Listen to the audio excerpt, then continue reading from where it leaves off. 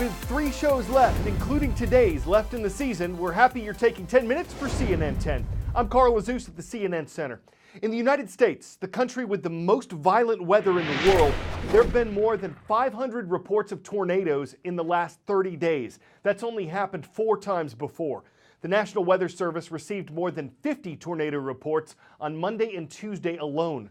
While several states west of the Rocky Mountains recently saw colder than average conditions, much of America east of the Rockies has seen severe storms, flooding, and a scorching heat wave. There's been a lot of damage in the Midwest.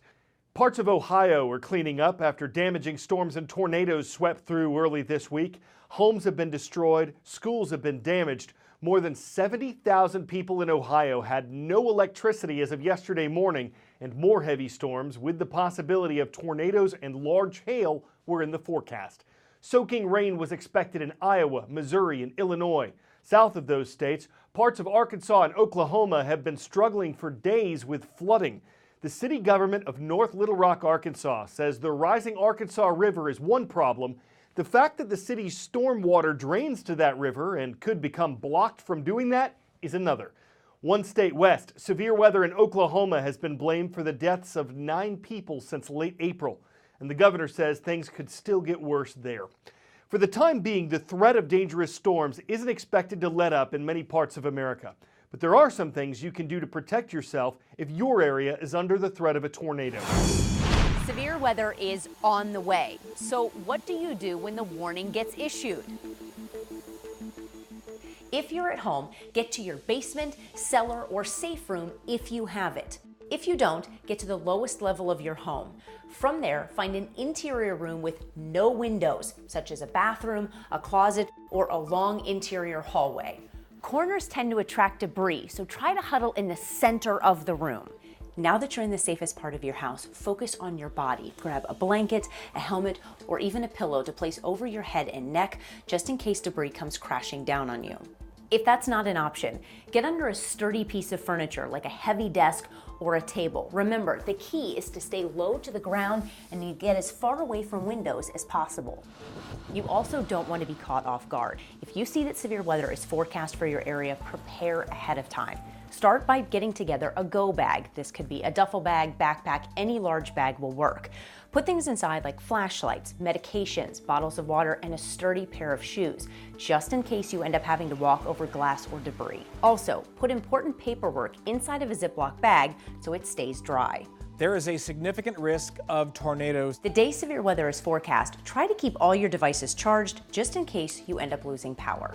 If you live in a mobile home, get out. You are safer in your vehicle than you are in a mobile home. Make plans ahead of time to stay with a family member or friend that lives in a non-mobile home. If that's not an option, you can head to a library or a police or fire station.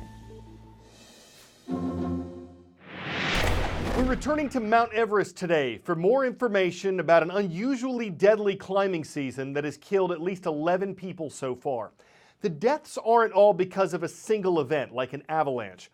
Overcrowding, inexperience, bad weather, and bad decision-making have all been named as reasons why so many have died. It's true that the nation of Nepal issued a record number of climbing permits this year, but its government says it was only 9 more permits than it gave out in 2017.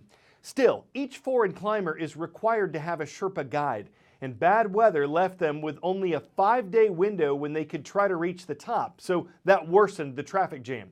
Everest summit is 29,029 feet high. Most people can only stay minutes at that altitude without extra oxygen supplies. That's why the area near it is called the death zone. We have just arrived to Everest Base Camp, and I have to say, even at this altitude, even without being anywhere near to the summit, you really feel the impact of the decreased oxygen levels. The scenery here is absolutely spectacular. You really understand what the draw and appeal is. That's the ice fall that is so famous.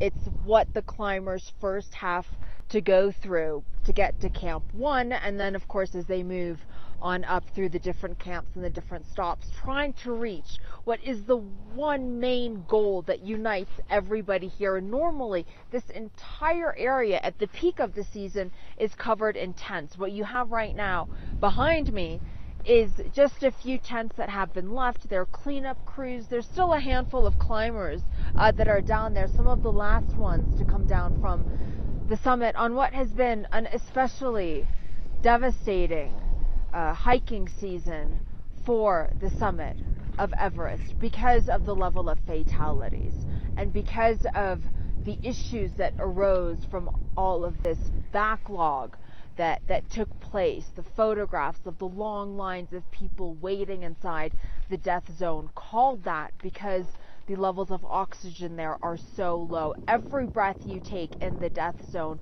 only gives you a third of the oxygen that you would get at sea level. So you have to be climbing with oxygen tanks. And so these long waiting hours may have contributed to the deaths that we did see, at least to most of them. And a lot of these climbers aren't dying on the way up. You can make it to that goal. You can make it to the summit. So when you come back down, that's when people's bodies tend to succumb to altitude sickness. A lot of debate right now as to whether or not Nepal needs to be doing more to regulate the number of permits, to regulate who goes up, what level of experience they have. There's been a lot of criticism about inexperienced climbers going up, but there's also a burden of responsibility on the individual. Yes, this is such a challenge. It is such a goal that is really going to push you mentally and physically to the limit. But all of the climbers we're talking to are saying you really need to know how to listen to your body. And just being here right now, one really feels the effect of the lower levels of oxygen. 10-second trivia. Which of these international organizations was founded the most recently? International Committee of the Red Cross, International Telecommunication Union, Interpol, or League of Nations? Interpol, an international police agency, is the youngest organization on this list. It was founded in 1923.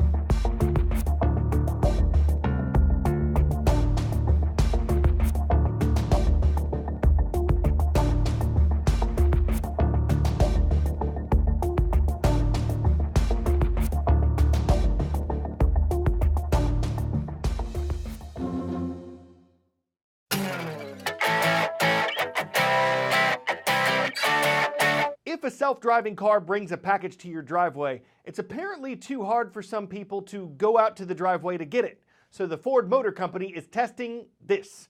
The robot is called Digit. After packages are driven the last mile, Digit carries them the last 10 feet. And they say it can get around objects, though it may have to step on the grass to do it. Get off my lawn.